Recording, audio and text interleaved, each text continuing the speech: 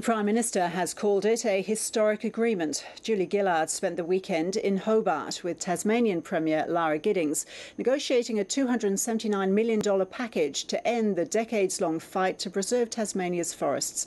But the Greens, Labor's governing partners in Tasmania, say the deal is a stitch-up.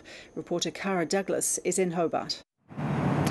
Well, it's more than $270 million from the federal government. Now, there's money in there, immediate compensation for timber workers and contractors who are forced to leave the industry.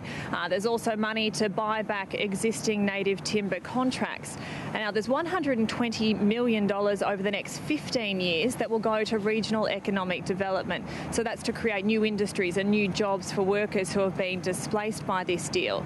Now, in return, 430,000 hectares of forest will be put into reserves.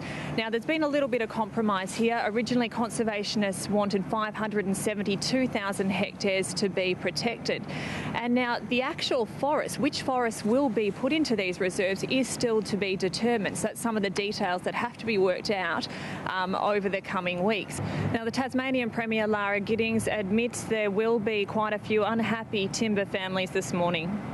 What I would say to those people is that we couldn't walk away from a process which is about trying to bring peace, trying to secure jobs in the forest industry and ensure that we have a forest industry into the future.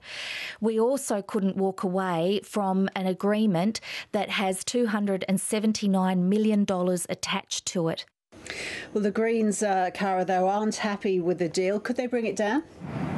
Well, there is that potential. The Greens have completely rejected the deal, both state and federally.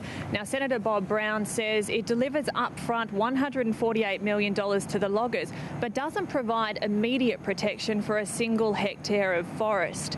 Now, if legislation, given that we have minority governments both in Tasmania and federally, that, with the Greens holding balance of power, if there's legislation required that needs to be passed, the Greens possibly can stop this deal going through.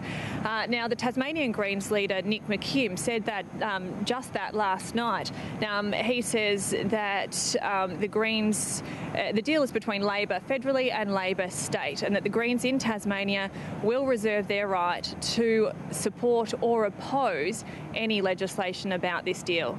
There is no certainty around the conservation outcomes out of this process. And ultimately, this is an agreement between Labor at a state level and Labor at a federal level. The Greens haven't signed up and haven't endorsed this agreement, but we will work constructively through any avenues available to us, through the public debate, the Parliament, our access into government, to maximise the conservation outcomes from this agreement.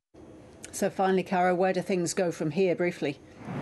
Well, look, that really remains to be seen. We do have this position by the Greens where they could potentially block any legislation.